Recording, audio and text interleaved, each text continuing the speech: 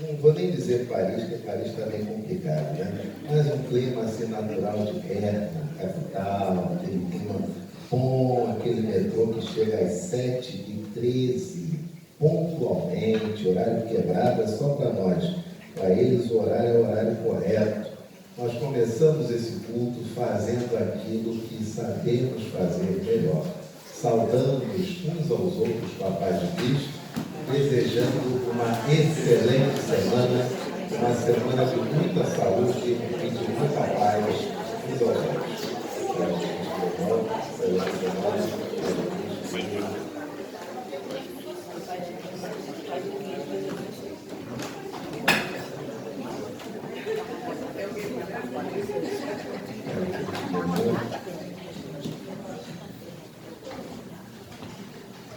Queridos, abramos nosso boletim na página de número 2. A palavra do Senhor nos convida à adoração. Seremos conduzidos pelo nosso irmão seminarista Lucas. Salmo 145, versículos de 14 a 19. Chamada da adoração, o texto que nos prepara para este momento. Passamos a leitura conforme o nosso boletim. O Senhor sustém os que vacilam e apruma todos os prostrados. Em ti esperam os olhos de todos, e tu, a seu tempo, lhes dás o alimento. Abres a mão e satisfazes de benevolência a todo vivente.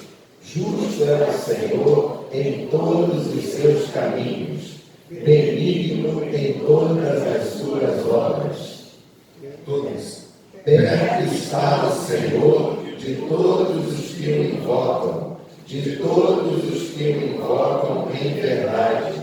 Ele acode à vontade dos que o temem, atende-lhes o clamor e os salva. Nesse momento cantaremos Brilha Jesus.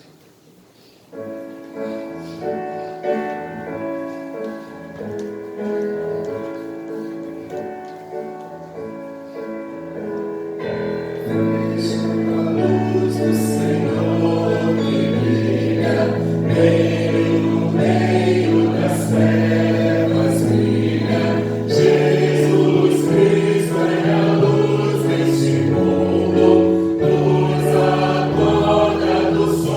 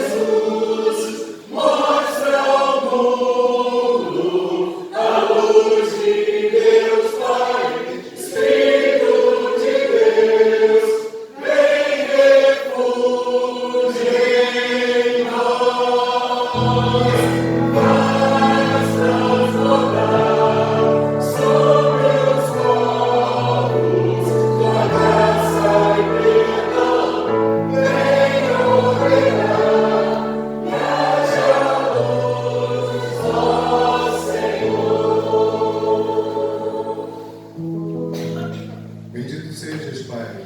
Santo, santo, santo é o seu nome. E a tua igreja hoje se reúne mais uma vez para prestar o culto que lhe é devido. Tu que és digno, Pai. Tu que és bendito, Pai. Tu que és o nosso tesouro, Senhor. Recebe a adoração do teu povo, Senhor Deus. Fala aos nossos corações. Seja glorificado, engrandecido, exaltado sobre nossas vidas. É no nome de Cristo Jesus que nós oramos. Amém. A igreja pode se assentar. Neste momento, ouviremos o Senhor.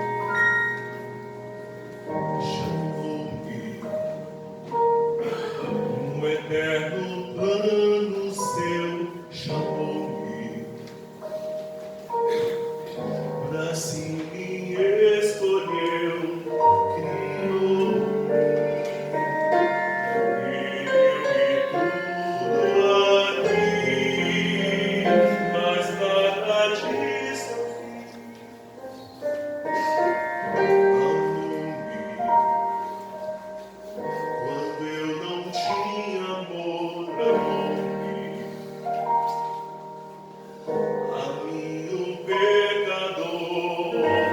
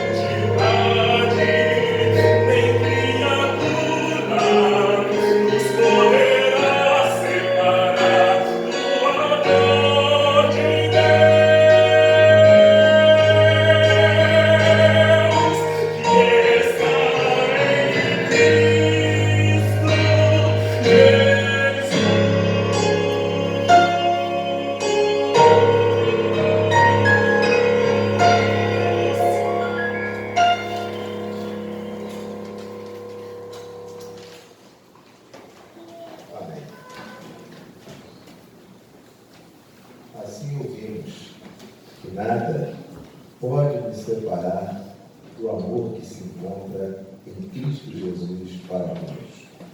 A palavra do Senhor nos convida para a confissão, e o tempo é exatamente este. É tempo de nos colocarmos diante do Senhor.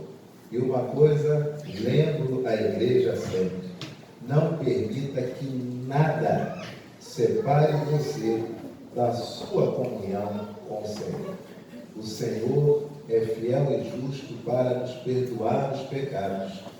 Ele não nos exige o pedido de perdão. A única coisa que ele requer é a confissão. Pedir perdão, qualquer um pode pedir. Mas a confissão do pecado, o ato de reconhecer no que errou e quando errou, isso demonstra a maturidade de saber o que fez e a confiança em Deus que está ouvindo. Confessemos os nossos pecados ao Senhor nesse tempo de confissão.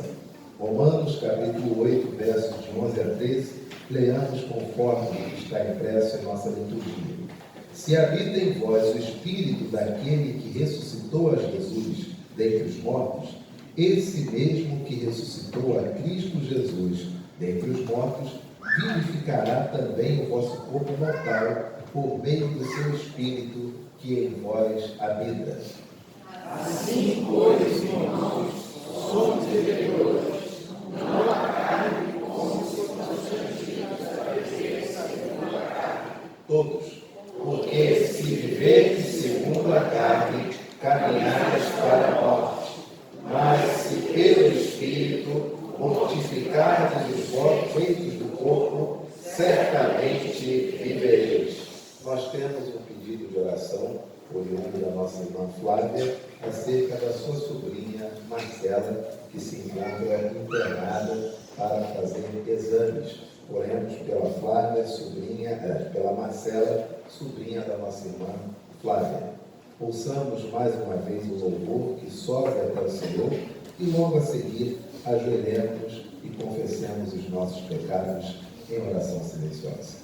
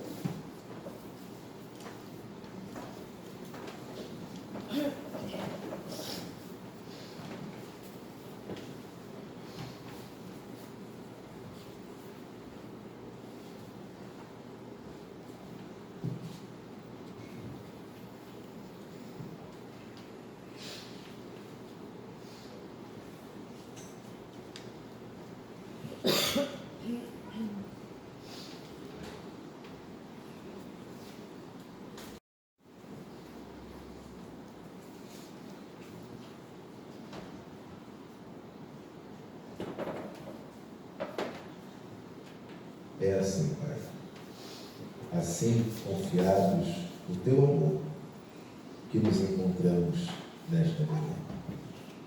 É assim, prostrados diante de Ti, numa postura cujo corpo reflete a disposição do coração e da alma, que permanecemos em Tua presença.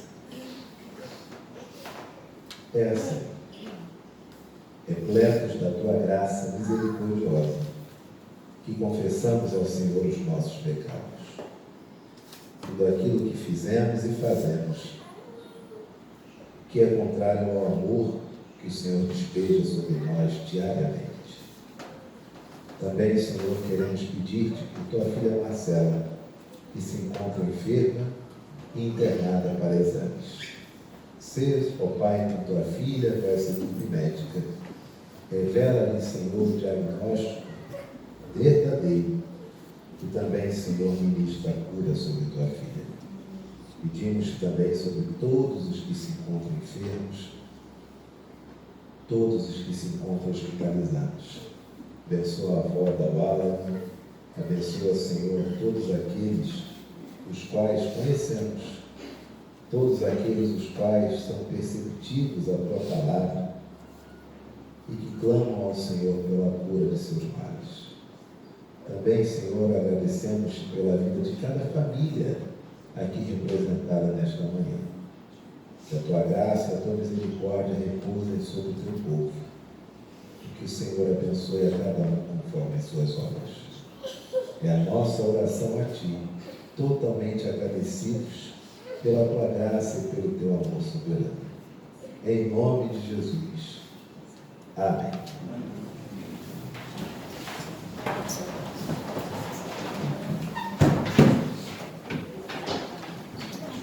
Romanos capítulo 8, versos 16 e 17, há uma promessa da graça, da palavra do Senhor para nós.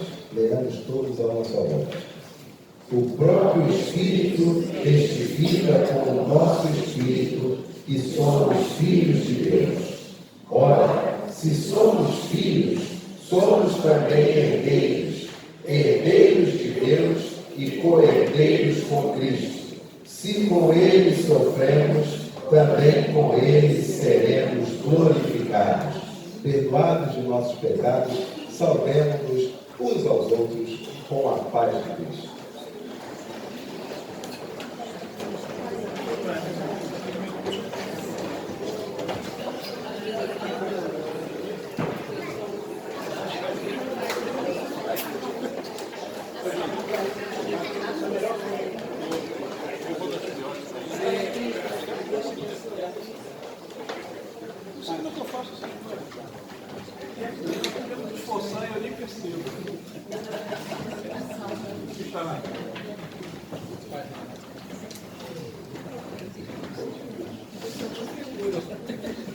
Bom dia, igreja. Como vocês sabem, eu sou presbítero, né? E nesse momento estou representando o conselho, apesar dos outros membros não estarem aqui, para dar mais uma vez o esclarecimento das eleições para pastor que serão realizadas ainda este mês. Como é sabido de todos, o pastor, presbítero, diácono, ele tem um mandato que dura até 5 anos. E o nosso pastor também está já com os 5 anos já terminando. E compete a nós, no conselho, analisarmos como está a situação da igreja, do pastor, e promover a eleição. E nós, do conselho, entendemos que o trabalho do pastor está sendo bem feito, não temos nenhuma queixa, erros acontecem, mas somos humanos e são coisas, vamos chamar, banais, que passam e são corrigidas. Então, decidimos indicar o pastor para concorrer a esta eleição. Mas a nós só cabe indicar. a membresia compete votar concordando ou não com a indicação do pastor. Né? Até agora não houve manifestação de ter algum membro querendo indicar outro pastor para concorrer. Então, nós teremos agora dia 23 agora, nós vamos ter a eleição em uma Assembleia Geral Extraordinária para a eleição de pastor. A membresia é livre para concordar com o conselho ou não, né? E demonstrar sua vontade através do voto. Nós somos uma entidade religiosa, uma igreja, a igreja visível, né? Que tem uma Constituição e essa Constituição prevê esse direito da membresia de se manifestar através do voto. Então, dia 23, nós teremos a nossa Assembleia e vocês, desculpe a expressão, vocês, os senhores e senhoras, escolherão se querem que o pastor continue por mais um período de 5 anos ou não. Tá? Isso é tranquilo para nós aqui. Então, dia 23, nós teremos uma eleição. Haverá uma pequena modificação, não é modificação, um pequeno acréscimo nessa forma de votar. E o pastor vai esclarecer como será isso, tá? Porque existem algumas pessoas que estarão viajando. Não seria justo que essas pessoas não manifestassem o seu direito de escolha. Então o pastor vai agora esclarecer como será essa manifestação dos membros da igreja com relação à eleição. Obrigado, João. Queridos, nós temos um prazo constitucional para obedecer junto ao presbitério. O presbitério, ele julga a legalidade e a conveniência de uma eleição pastoral. O presbitério julga se a eleição é legal, ou seja, alcançou-se o quórum constituído para que essa assembleia seja validada. Esse é o primeiro julgamento. O segundo julgamento é da conveniência. O indivíduo ganhou ou perdeu, enfim, é conveniente esse resultado? O que é a conveniência? Eu vou dar um exemplo. Por hipótese, meu nome está indicado pelo conselho, e aí uma assembleia com 40 pessoas, metade mais um é 21, e aí o indivíduo é eleito com 22 votos. Significa dizer que essa igreja encontra-se dividida. Então, é conveniente manter o indivíduo em uma igreja que se encontra dividida pela permanência dele ou não? É isso que o presbitério julga, a legalidade, se houve quórum, e a conveniência. Percebe? E nós temos um prazo a atender, porque o nosso concílio se reúne em agosto. Desde 2021, a IPB tem utilizado um processo de eleição que não é mais apenas como nós sempre fizemos: mesas apuradoras, receptoras, livro de presença, cédula em papel. A IPB, desde 2021, por conta da pandemia, passou a permitir o voto eletrônico. O que é o voto eletrônico? O indivíduo, em sendo membro da igreja, ele recebe no seu celular um login e senha, onde ao clicar ali, ele vai para uma página onde ele pode expressar o seu voto. Mas o indivíduo, pastor, que chegar na igreja domingo, não tem celular, não quer usar o celular, ele pode votar presencialmente? Pode, porque o sistema é o mesmo. O que vai ter aqui na igreja é um computador, onde o indivíduo vai colocar seu login e senha e vai votar. Mas aí depois como é que faz a apuração? Não, o sistema é único. Tanto o computador quanto o celular é o mesmo provedor, então é o mesmo resultado. Como o celular de fulano, eu posso votar por ele? Não, você vota com o seu. Eu posso no mesmo celular votar toda a minha família? Pode, cada um vai receber seu login e senha. Quando você termina de votar, você automaticamente é tirado daquela página para entrar só com um novo login e uma nova senha. Não pode mais ser a sua, porque você já votou. Está dando para entender, gente? Isso para nós é muito importante, porque, em detrimento das férias, imagine que o nosso quórum para a Assembleia, vamos supor que ele seja são 1/3 de membros residentes da sede, você tem que ter 40 pessoas que residem na Tijuca para que esse quórum seja validado.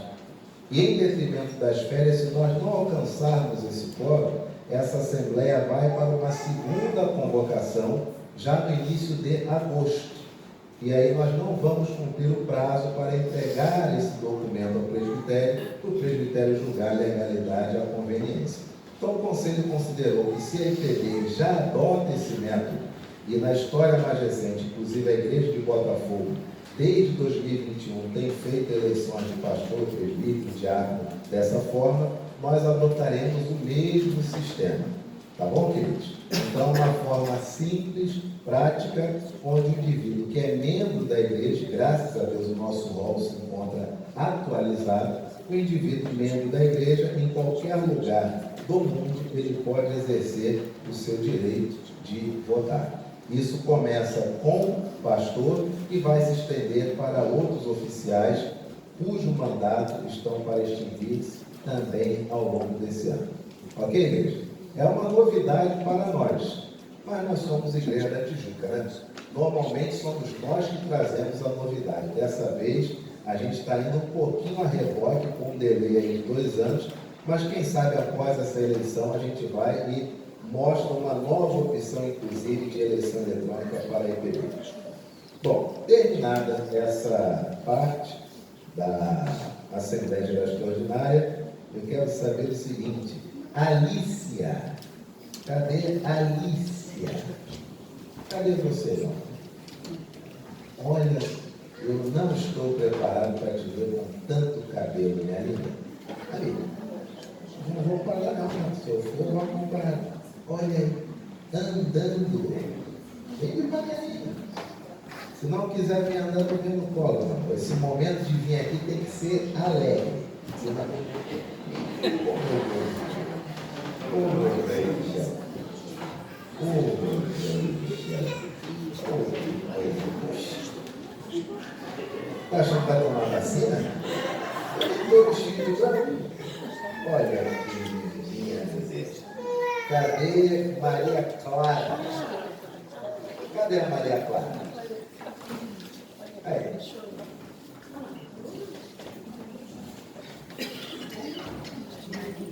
Maria Clara, olha que lindinha, meu Deus do céu.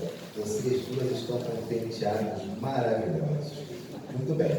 Maria Clara e também Alícia. Bom dia para as duas, com os looks lindos, maravilhosos.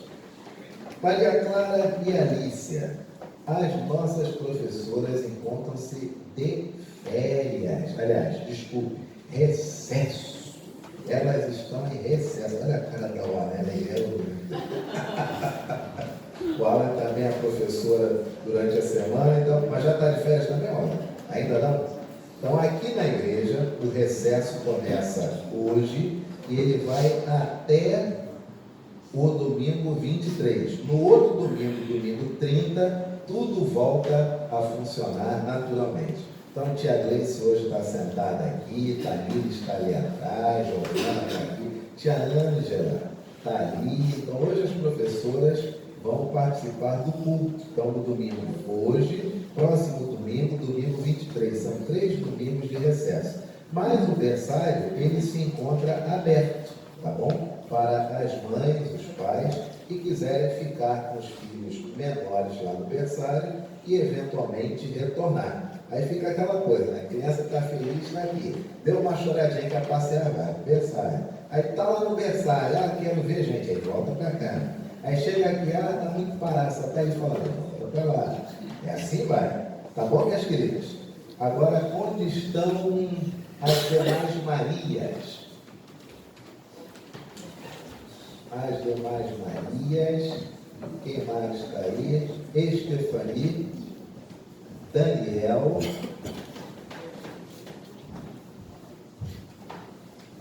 tudo bem, meus amores, passem para cá.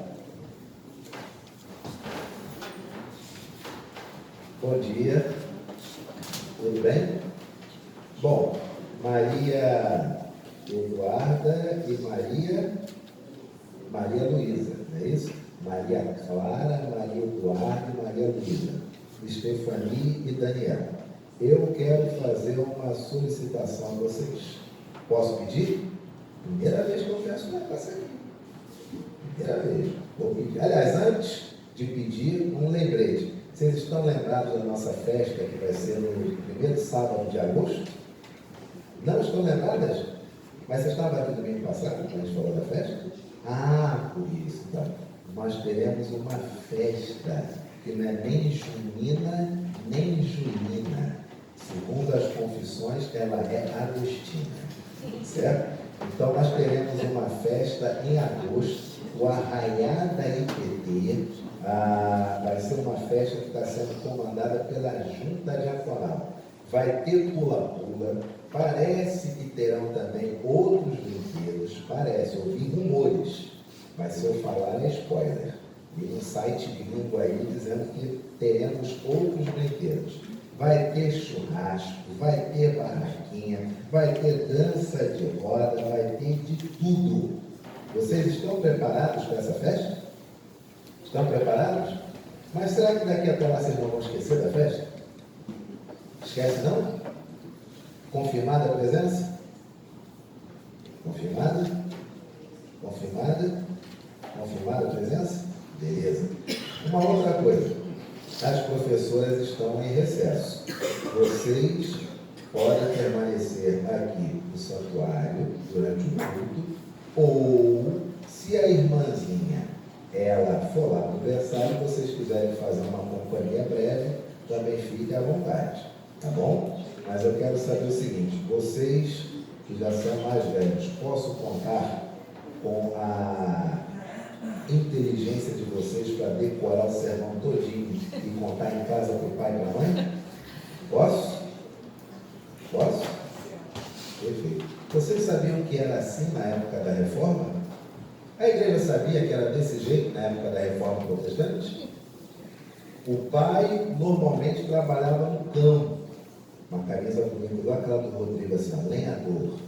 Trabalhava normalmente no campo. E aí o que acontecia? Ele chegava do campo por volta da sexta-feira, encontrava a família e, claro, tomava nota de tudo que tinha acontecido durante a semana. Sábado, a família começava a se preparar para o culto. Não era que nem hoje, que tu dorme na casa dos outros, acorda domingo sem saber onde está aquela correria, não. Sábado, a família se preparava para o culto. O piso da casa era normalmente parecido com o piso da igreja, para que as crianças pudessem ver a casa do Senhor com a mesma reverência que vem a sua própria casa. Olha que coisa linda. Quando se chegava domingo, o pai dizia: olha, quero que vocês sentem na frente e prestem bastante atenção no que o pastor vai falar. E aí lá na Europa, o púlpito tem uma escada em espiral, fica mais alto. O pastor pregava, as crianças ficavam sentadas nos primeiros bancos, ouvindo ao máximo. E o pai, sabe onde ele estava? Normalmente nos bancos lá de trás. O que ele estava fazendo? Dormindo. Porque ele trabalhava a semana inteira na roça, no campo, cortando madeira, recolhendo plantações, caçando. Então, nesse domingo de manhã, invariavelmente, ele dormia. Mas sabe o que acontecia? Quando chegava em casa, na hora do almoço, as crianças tinham que dizer aos pais o que foi o sermão. E aí o pai almoçava ouvindo o que o pastor pregou. Isso garantia que ele recebesse a mensagem e as crianças guardassem a mensagem. Vocês vejam que diferença de criação. É assim que nós vamos pedir que vocês façam hoje. Então, Daniel, bastante atenção na mensagem, porque seu pai vai querer saber na hora do almoço. Stephanie, bastante atenção na mensagem, porque eu vou conferir se aquilo que papai escreveu você guardou. Marias, bastante atenção na mensagem, para quando chegar em casa, dizer para o papai, vovô, vovó, o pastor falou sobre isso. Vocês querem saber o tema do sermão de hoje? Vocês querem saber o tema do sermão de hoje? Dinheiro.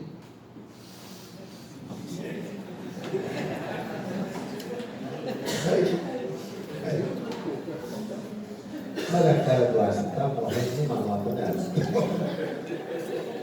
Crianças, vamos orar? Nós vamos orar. As crianças menores, se quiserem ir para o berçário, fiquem à vontade. E vocês maiores permanecem aqui no santuário, tá bom? A igreja está preparada para orar? Não? Por que não? Eles não estão de cabecinha abaixo, olhinhos fechados? Posso ver? E agora, estão todos? Sim ou não? Sim? Então vamos orar. Quem quer fazer esta oração? Oremos. Senhor, meu Deus, meu Pai, muito obrigada por esse dia. Abençoe o sermão de hoje, que seja bom. Em nome de Jesus, amém. Amém. Daniel também quer fazer esta oração? Não? Você falou comigo? Não, Daniel. Entendi errado, desculpa. Então, crianças, podem voltar para os seus lugares. Aos nossos bebezinhos é facultado estar no berçário. Se forem descer as escadas, mamães, bastante atenção, porque chovendo fica um pouco escorregadio ali, tá bom? Segurem no corrimão, desçam com bastante atenção, tá? Tchau, Alicia. Oi, Ana, vai devagarinho, vai não. Ali. Olha o bebezinho. Olha. Olha só, ela também recusa para voltar. Isso já me deu uma fase aqui de coração. Aí. Vai no Gabriel aí.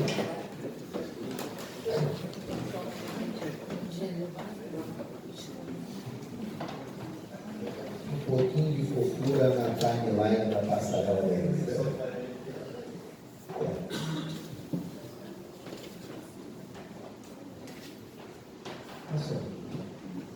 Funciona aí. Tá funcionando. Esses embalos de sábado aí. Meus amores, abramos nossas Bíblias. Aliás, perdão, nós temos hoje uma visitante. Recebi aqui agora há pouco um direct, tá? Da nossa junta diaconal, dizendo que nós temos uma visitante que veio daqui, olha aqui pertinho. Ó. Cadê a Paloma? Paloma está por aí? Paloma. É você? Olá, Paloma. Bom dia, tudo bem? Paloma, você é do Mato Grosso? Que coisa boa. Você pode colocar essa de pé, por gentileza? Paloma, diz pra gente, como é que é lá no Mato Grosso? É legal? É? É quente? Mas você já pegou o calor do Rio de Janeiro? Ainda não? Ainda não dá para aferir, né? Mas lá no Mato Grosso, nesse mês agora de julho, o clima é parecido com o daqui ou lá está quente também? Lá está quente. Não chove. E tem inverno lá, fica gelado ou não? É mesmo. E quando a gente vê aqueles filmes de Hollywood, aqueles casarões bonitos, não dá para usar de jeito nenhum. Aqui no Rio é legal, porque o nosso normal são 30, 33, 35 e vai subindo. Mas aqui deu 22, 23, você já pode botar um casacão Viena, entendeu? Lá, tá certo. E Paloma, você é de alguma igreja lá no Mato Grosso? Pode não perguntar. É mesmo?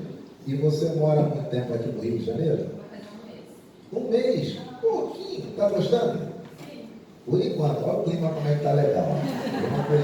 Se mudou no melhor momento, olha que clima bacana. Você mora perto daqui da igreja? Olha que bacana. Você já está no Alzirão. Você sabia que aqui é o Alzirão? Que coisa boa. Igreja Presbiteriana da Tijuca. Como que nós recebemos a Paloma oriunda vindo direto do Mato Grosso? Seja bem-vinda em nome de Jesus. E quantos beijos a Paloma vai receber? Muito. Cadê esses beijos? Paloma, Deus abençoe, querida. Fique à vontade. Coração em paz. É um prazer tê-la aqui conosco nessa manhã. Queridos, abramos as nossas Bíblias na carta de Tiago, capítulo número 1. Tiago, capítulo 1, versos 9, 10 e 11. Leamos todos a uma só voz. O irmão, porém, de condição humilde, glorie-se na sua dignidade, e o rico na sua insignificância, porque ele passará como a flor da erva, porque o sol se levanta com seu ardente calor, e a erva seca, e a sua flor cai, e desaparece a formosura do seu aspecto. Assim também se murchará o rico em seus caminhos. A igreja pode sentar-se. O irmão, porém, de condição humilde, glorie-se na sua dignidade. Você sabe o que significa essa expressão, gloriar-se na sua dignidade? Se nós fôssemos colocar nos dias de hoje, qual é a melhor tradução para essa expressão? Você pode me dizer? O que é gloriar-se na sua dignidade? Olha o que diz o texto. O irmão, porém, de condição humilde, o irmão, porém, de poucos recursos, o irmão, porém, pobre de maré de si, glorie-se na sua dignidade. O que é isso? Se gloriar na sua dignidade.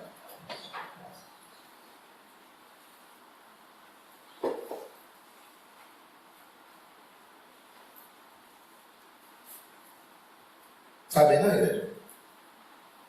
O que é isso? Se gloriar na sua dignidade? Igreja, sabe o que significa gloriar-se na sua dignidade? Se nós fôssemos traduzir para esse nosso tempo hoje, com letras, aliás, com palavras, para a nossa total compreensão, gloriar-se na sua dignidade. O irmão, porém, pobre, de condição humilde, por favor, não caiba no bolso de ninguém. A mensagem do Senhor para nós nesta manhã é esta: você não foi feito para caber no bolso de ninguém. Você não pode ser comprável. Não venda a sua dignidade. Não caiba no bolso de ninguém. Você que é de condição humilde, você que é pobre, alegre-se pelo pão. Ainda que o pão seja pouco e só esteja aquele pão na mesa, sabe por que você pode alegrar-se? Porque esse pão só Deus pode te dar. Você não tem dívidas com ninguém. Você não está dentro do bolso de ninguém. Então aquele pão que ali está só faz você agradecer a quem? Ao Rei dos Reis, que lhe permitiu comprar unicamente aquele pão. Mas você pode estar em uma mesa repleta de coisas maravilhosas, especiarias, degustando coisas de outro mundo, de outras realidades. Mas se você estiver no bolso de alguém, meu amigo, que desgraça! E se você quer saber se pessoas são suas amigas ou não, faz o seguinte: vê quem é rico e vê a rota, o trajeto do dinheiro. Vê por onde o dinheiro vai, por onde o dinheiro está indo. Quem paga o quê, quem banca isso, quem banca aquilo outro, quem banca não sei o que lá, quem sustenta o total. Você quer saber como é a rede, como é a estrutura, o organograma de um ambiente onde você está? É só você seguir o dinheiro. Se você seguir o dinheiro, você vai ver quem é quem ali. Não é assim que as operações policiais são feitas para se descobrir quadrilhas? É seguir o caminho, o trajeto, a espaço, rota do dinheiro? Isso é em tudo. Você quer saber se o indivíduo é comprável ou não? Segue a rota, o caminho do dinheiro. Por que em determinadas famílias uma pessoa que não presta, que é boba, que é arrogante, que é rude, que é uma pessoa intragável, por que muitas vezes essa pessoa tem um destaque na família, ela é o destaque de uma festa familiar? Vê se não é ela que banca.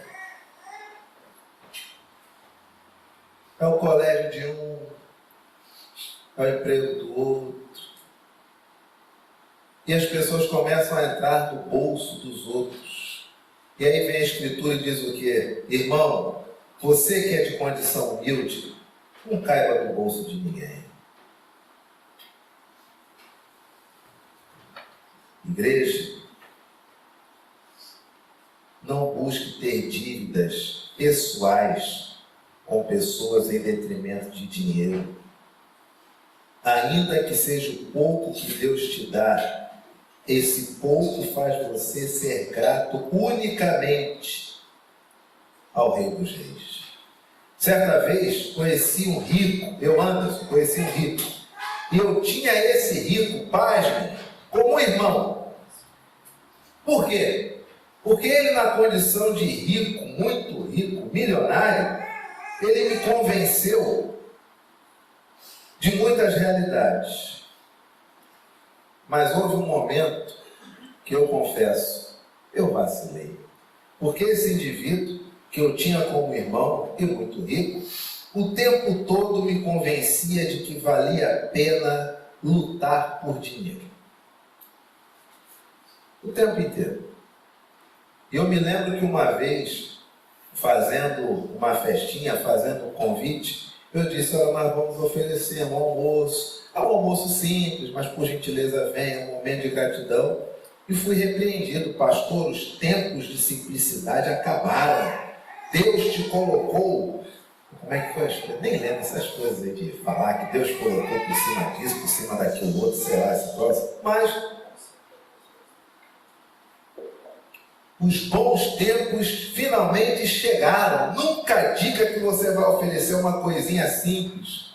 E por ser uma pessoa a qual eu acreditava muita gratidão, achava que talvez estivesse correto. E me lembro de chegar para mim e dizer: vamos viajar, vamos juntar as famílias, vamos viajar.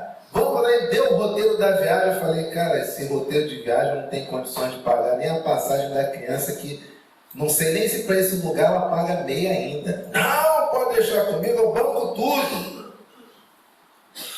E aí a rotina era tentar comprar as pessoas com viagens, tentar comprar pessoas com carros, patrocinar festas.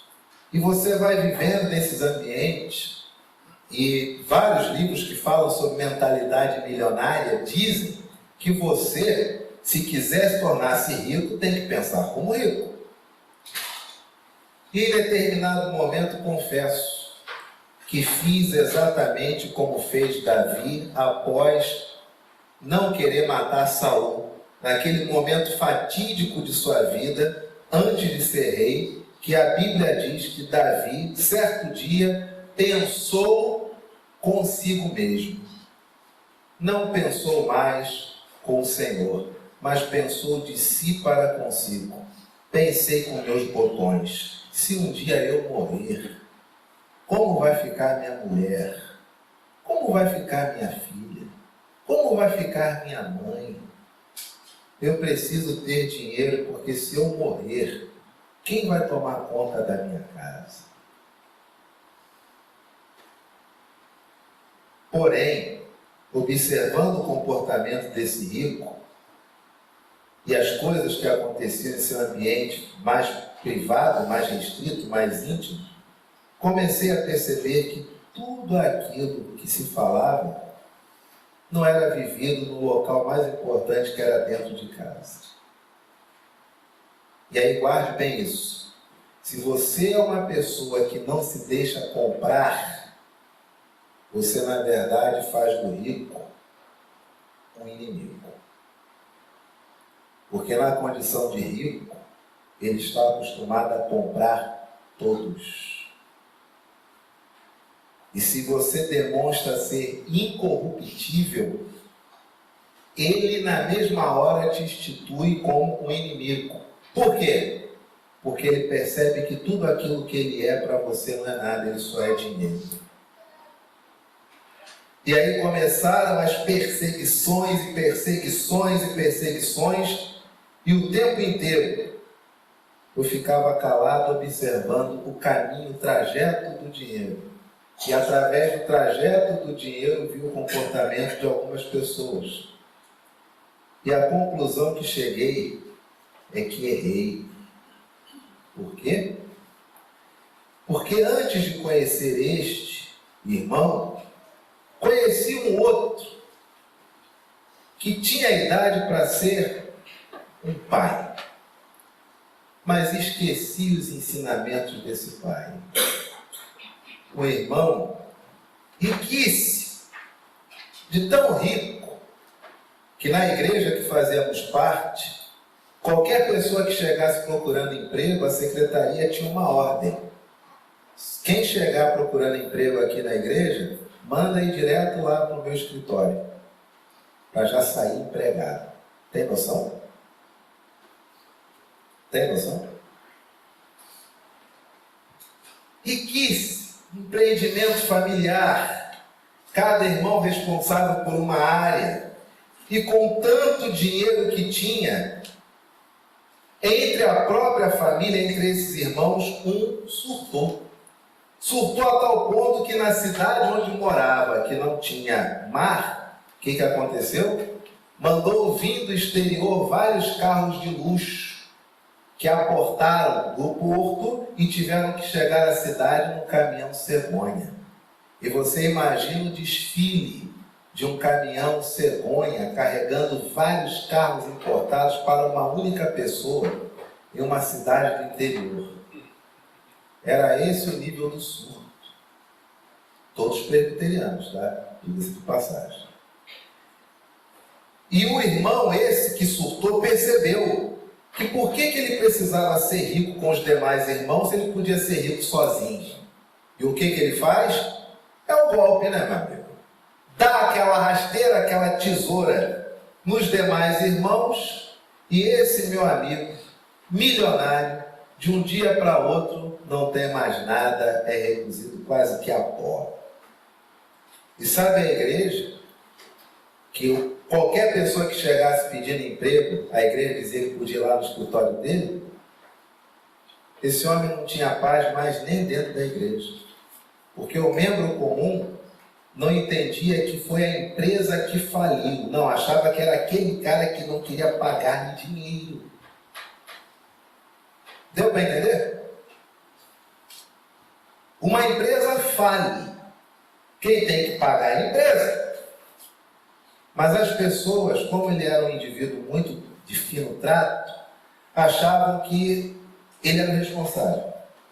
E de tanto ser culpabilizado e de perder tudo, teve um infarto. E tentando se recuperar, mas eram tantas as cobranças que não podia mais nem vir à igreja, não tinha paz, teve um segundo infarto. E quando chegou em um determinado momento na sua casa, começou a pegar um caderninho e colocar coisas que posso trabalhar. Vendedor de Avon, vendedor de enciclopédia, vendedor de CD-ROM, e fez essa lista. Mas aí, conversando com algumas pessoas, disseram para ele: olha, você ainda está com um nome muito bom no seu mercado de trabalho original. E ele, mas a minha empresa faliu há muitos anos, ficou com uma dívida gigantesca. Mas as pessoas souberam entender que não foi você, foi seu irmão. Você está com um nome legal em termos de fazer negócios. E de uma lista de 2.000 funcionários, sabe quantos não colocaram ele como pessoa física no prego, na justiça? 3. E os irmãozinhos? São os primeiros a dizer: crucifica.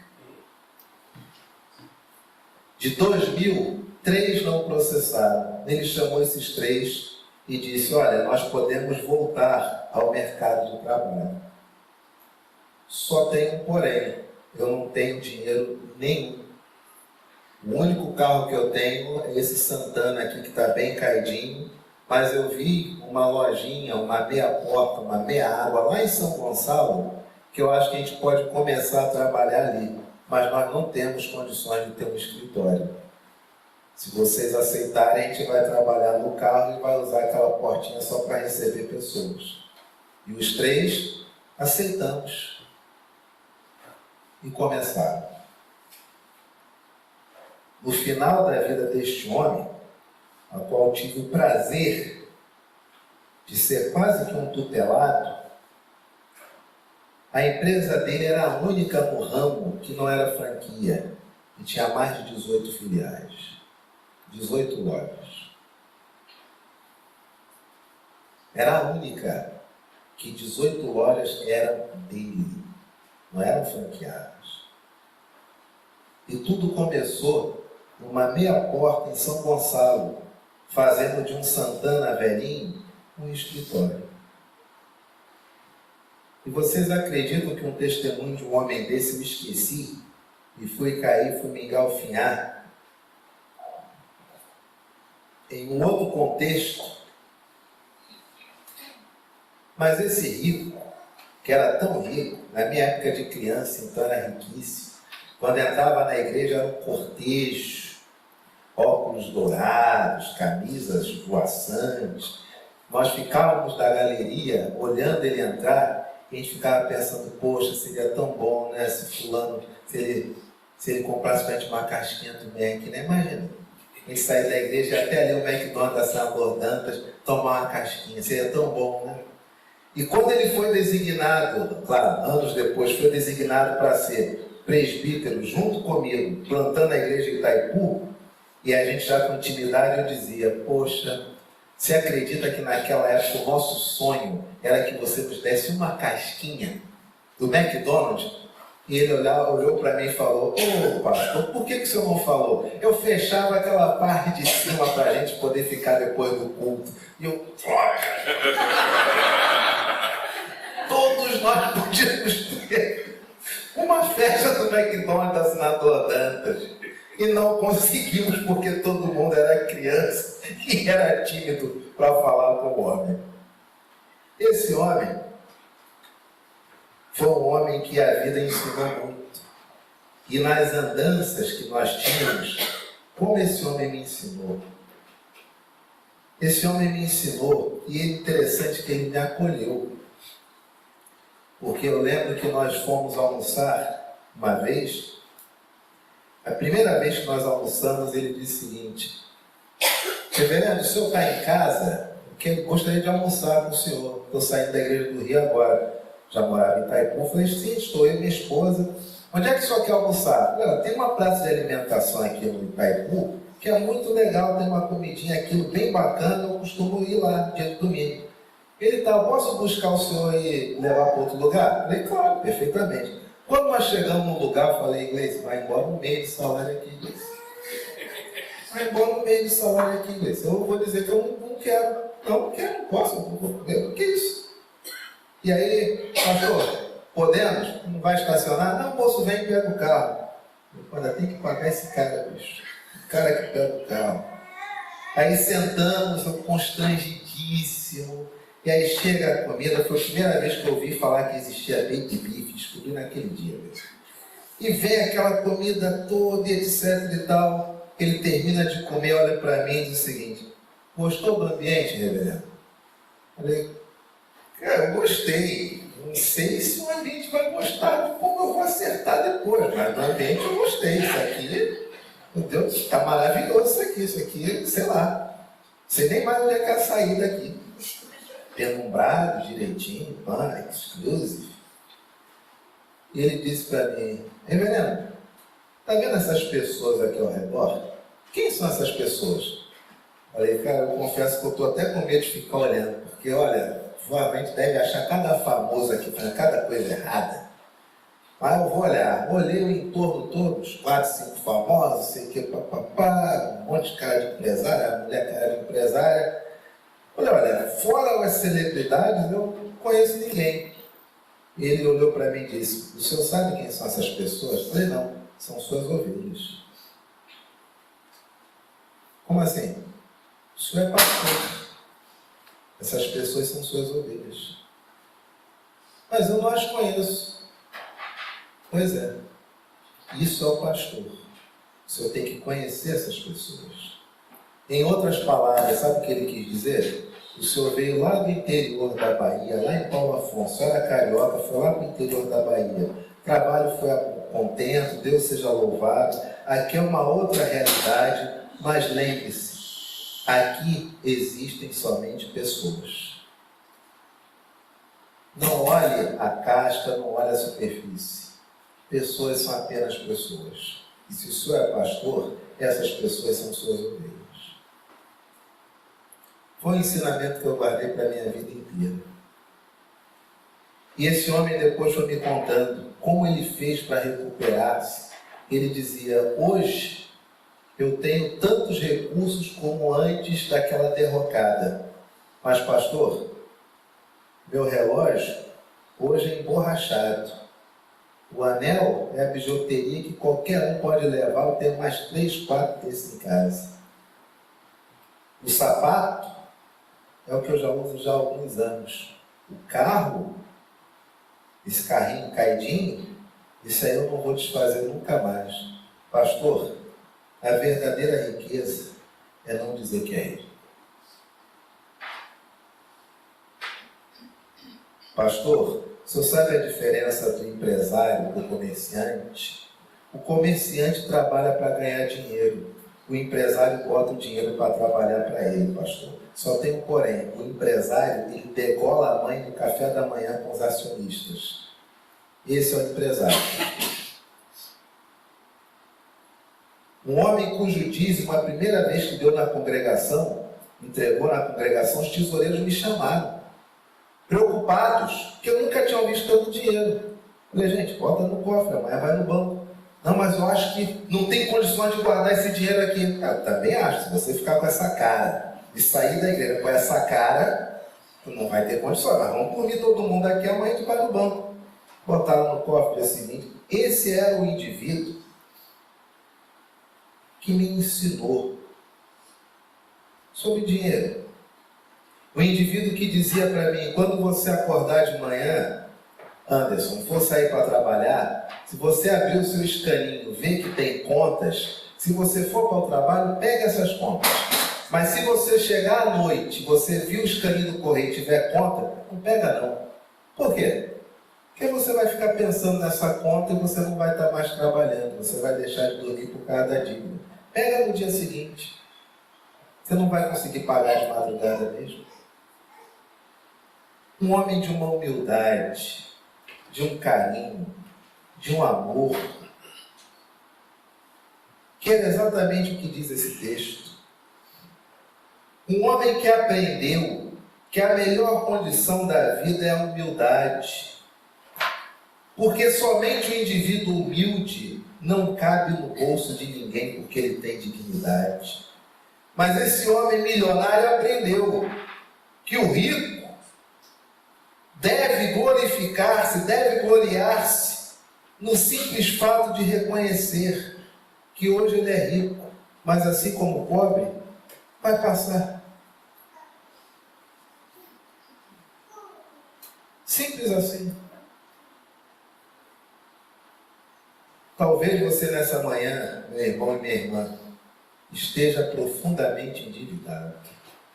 Talvez você dissesse: pastor, com todo respeito, eu até colocaria isso que eu falou em prática, tá? Mas agora 50 mil na mão resolvia a minha vida. Depois eu ia seguir esses ensinamentos, mas agora eu preciso de 50 mil. Preciso de 100 mil, pastor. Como é que eu vou conseguir 100 mil com essas coisinhas que você está falando aí? Eu não consigo. Eu vou deixar de lutar por 100 mil para poder ficar assim, agradecendo a Deus que eu tenho um pão murcho, mas não caibe no bolso de ninguém, é isso?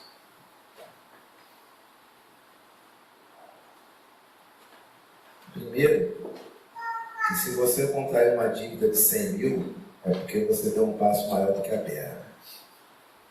E nossos pais nos ensinam que a gente só pode levar a mão onde a gente alcança.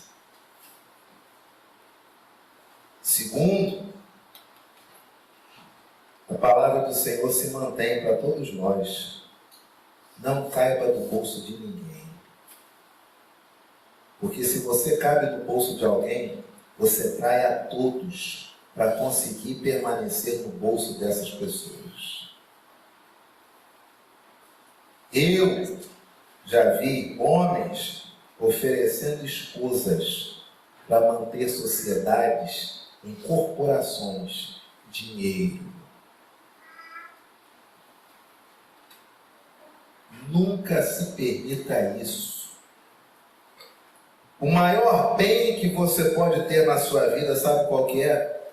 A sua incorruptibilidade. Nunca se deixe comprar por nada nem por ninguém. Ninguém te compra. Você é incorruptível. Você prefere ficar numa casa humilde, com pessoas que são da sua família, ou com pessoas cuja vida trouxe para você, e você as tem como família? Meu irmão, minha irmã, eu te digo nesta manhã, como é maravilhoso estar em uma casa humilde, com pouco, mas tendo a certeza de que há dignidade na vida de cada um. Ao passo que você tem mansões, casas gigantescas, famílias gigantescas, sobrenomes históricos, mas um com ódio do outro, um tramando a desgraça do outro, por um único motivo: dinheiro.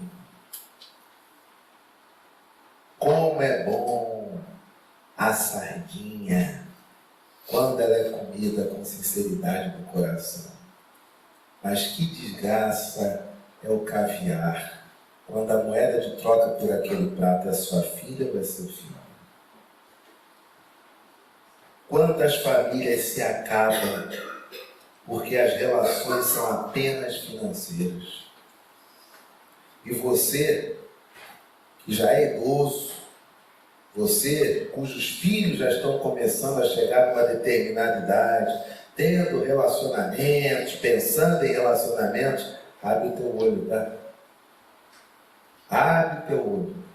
Porque para chegar para você com aquela velha história, né? Aquele canto assim da sereia, aquele canto da serpente no Éden, que chega para você e diz assim: ô pai, ô mamãe, a casa de vocês é tão maravilhosa, não é? Pois é, mas vocês já repararam como vocês estão velhinhos?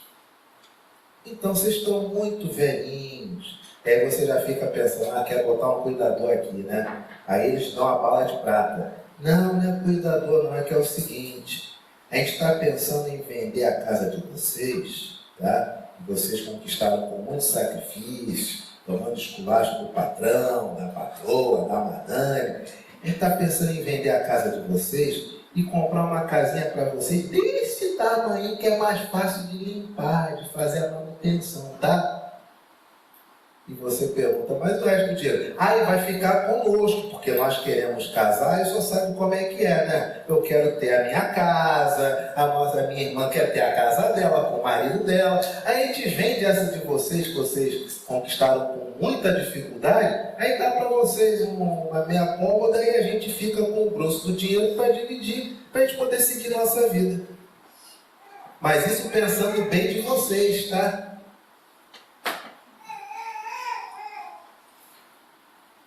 Está preparado, amigo, para ouvir isso? Pensando no seu bem, eu pego a tua casa, torro a tua casa, converto em dinheiro, gasto, fumo, bebo dinheiro e você vive aí como der para viver. Mas é para o seu bem.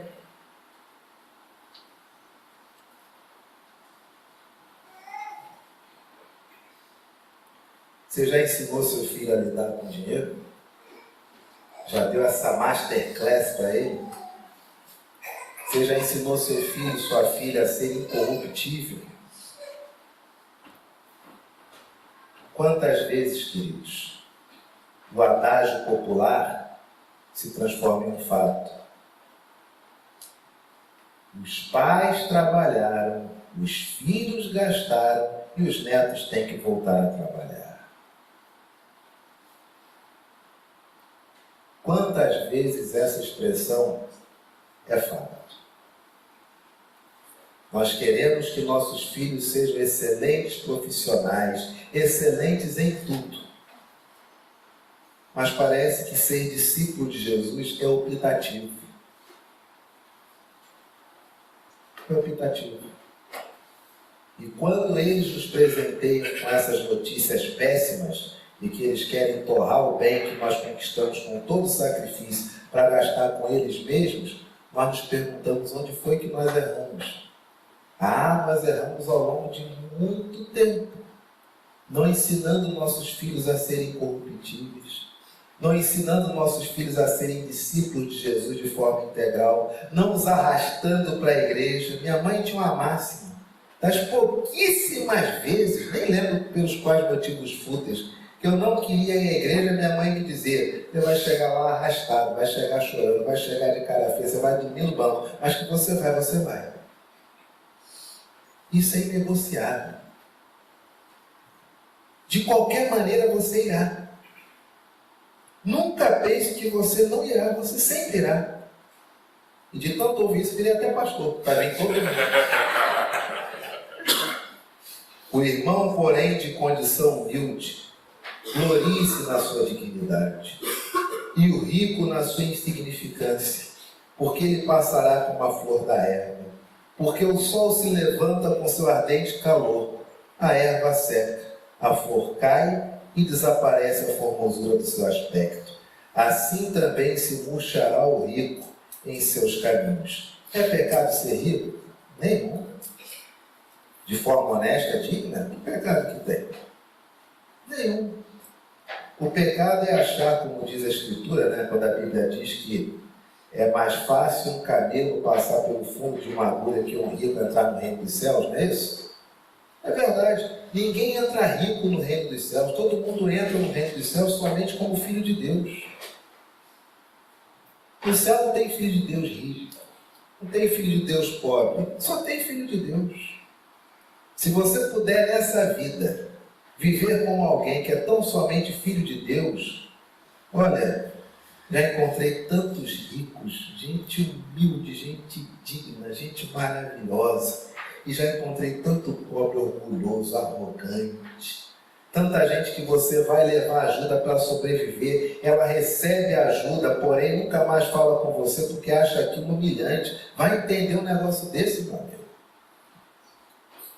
Trabalhei em uma igreja que eu tinha um dos homens mais ricos da cidade e com certeza um dos homens mais pobres da cidade. O rico, como as férias não batiam com a agenda da família, ele tirava as férias para capinar o terreno da igreja. O pobre, que dependia de auxílio, não aceitava receber uma cesta básica da igreja, porque achava que era muita humilhação e se desse jogava fora.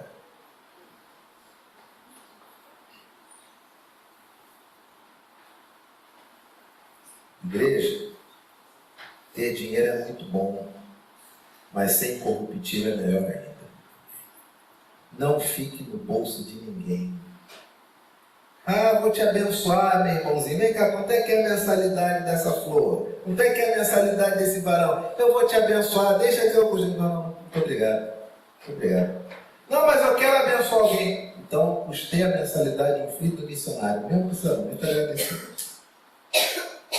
Ah, mas eu quero abençoar. Abençoe quem o senhor quiser, fique à vontade. O que mais tem nesse mundo é gente precisando ser abençoada. Aqui eu prefiro permanecer na minha dignidade. Que na hora que eu quiser dizer não, é não, de qualquer maneira. Não seja comprável. Não se submeta a ninguém por conta de dinheiro. E que coisa boa é quando você tem filhos que entendem isso e se mostram também crianças incorruptíveis. Ensine seu filho desde pequeno que dinheiro deve estar para trabalhar para você. Você não pode viver para ganhar dinheiro. E se no dia da adversidade faltar, louvado seja Deus. Essa falta não é apenas aqui, é em vários locais. Mas se falta aqui também significa dizer que papai e mamãe não se venderam. E o que nós comemos é fruto do que Deus dá. Louvado seja Deus por isso. Homens e mulheres que precisam crescer tendo fibra. Pais que hoje fazem qualquer sacrifício para dar um presente. Me lembro da Stephanie pequenininha. Chegou lá em casa no Antigo Testamento ainda. Eu, como todo pai de primeira viagem, qual o presente que eu vou dar para minha filha? Melhor que eu puder pagar, né, meu amigo? Meu pai não tinha, eu hoje talvez parcele em 10 vezes tenha, então vamos embora. Fui na loja, comprei o presente top, agora tá aqui, ó. aqui essa caixa. Ela olhou a caixa, e papai te ajuda a abrir, cadê a tesoura? Essa tesoura! Tá aqui, neném. Ele olhou o brinquedo, olhou, gostou, olhou a caixa, começou a brincar com a caixa. E brinca com a caixa, quer a tesoura para cortar o que tinha na caixa, aí a mãe senta, ajuda ela a recortar as coisas da caixa, começa a querer colar os troços que tem na caixa em outro lugar, e o brinquedo em si lá. Eu olhei e falei, ô neném, poxa, que baixa que você me deu, neném. Da próxima vez quando eu for numa lojinha dessa, eu vou te levar, tá, neném? Você olha primeiro, se quiser só a caixa, eu negocio só um papelão com você. Ensine seus filhos dignidade, desde pequeno. E você, meu irmão e minha irmã, glorie-se na sua dignidade. E você que tem mais recursos, Deus seja louvado, mas não queira comprar nada nem ninguém. Porque da forma como você age, é a forma como seus filhos vão agir. E se eles entenderem que a sua moeda é o dinheiro, não tenha dúvidas. Quando eles precisarem, eles vão vender você. Igreja, coloquemos de pé. Participemos desse tempo do ofertório. E seremos nessa hora administrados pelo nosso irmão presbítero Cláudio Rodrigues.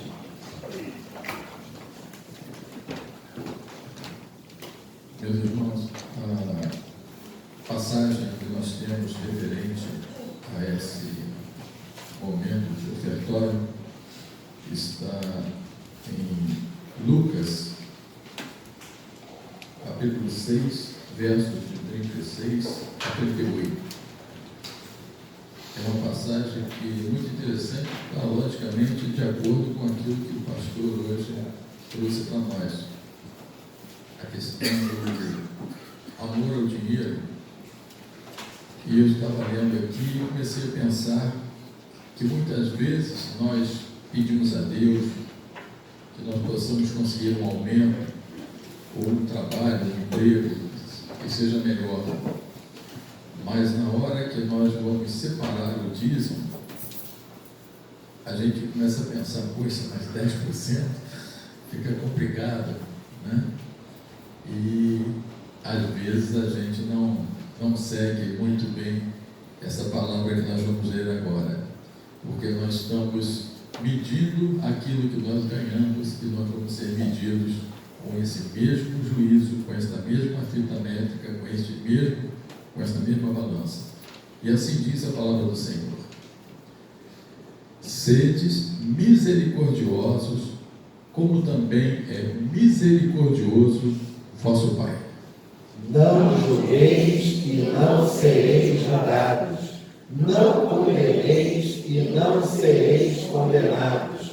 Perdoai e sereis perdoados. Todos. Dai e dar-se-vos-á. Boa medida, recalcada, sacudida, transbordante, generosamente vos darão. Porque com a medida com que tiveres medido, vos medirão também. Nós temos agora a marcha das ofertas. Eu tenho alguma instituição específica para hoje ou não? Eu não sei. Só no quarto domingo. Só no quarto, né? Então nós temos a marcha das ofertas. Nós iremos não cantar este hino, hino 54 do novo cântico. Enquanto nós cantamos, aqueles que trouxeram seus dízimos podem vir, como nós sempre anunciamos, lá de trás, primeiramente, colocando aqui, saindo por esta porta e voltando com o outro, assim sucessivamente. Então, cantemos com bastante entusiasmo e alegria e de louvor ao nosso Deus. Thank you.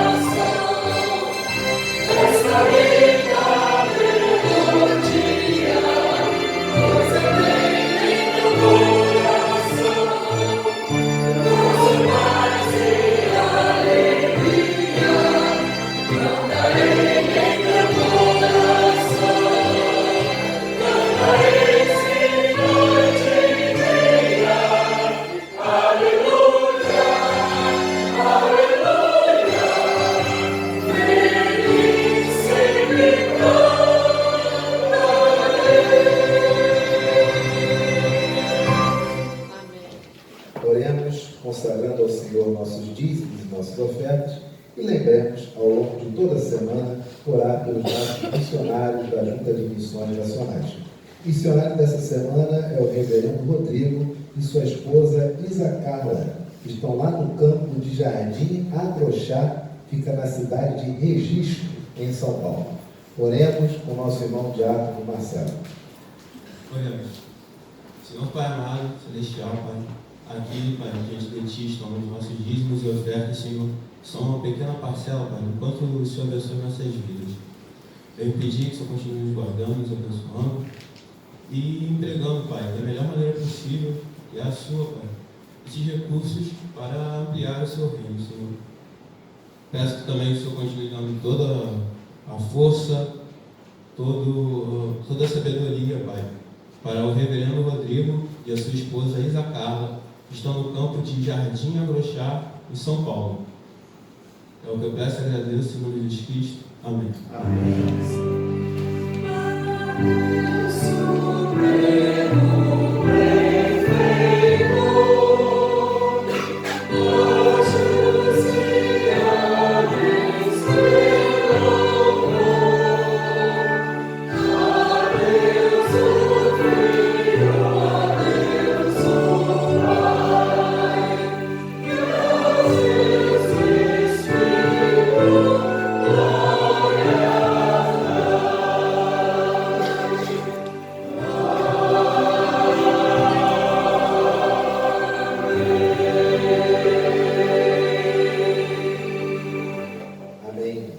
Senhor Jesus nos ensinou a orar dizendo: Pai nosso que estás nos céus, santificado seja o teu nome.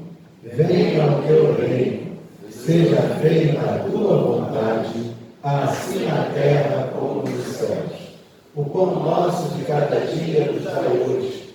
Perdoa as nossas dívidas, assim como nós perdoamos aos nossos devedores. E não nos deixes cair em tentação, mas livra-nos do mal, pois teu é o reino, o poder e a glória para sempre. Meu irmão e minha irmã, que o Senhor te abençoe e te guarde. E que a graça do nosso Senhor e do nosso Salvador, o Senhor Jesus Cristo, e que o amor de Deus, o nosso Pai, e que a comunhão, que as consolações, que a alegria e que a paz que emana do Espírito da verdade repouse sobre você, sobre a sua casa, sobre toda a sua família, sobre toda esta igreja e sobre todo o povo de Deus, desde agora e para todo sempre.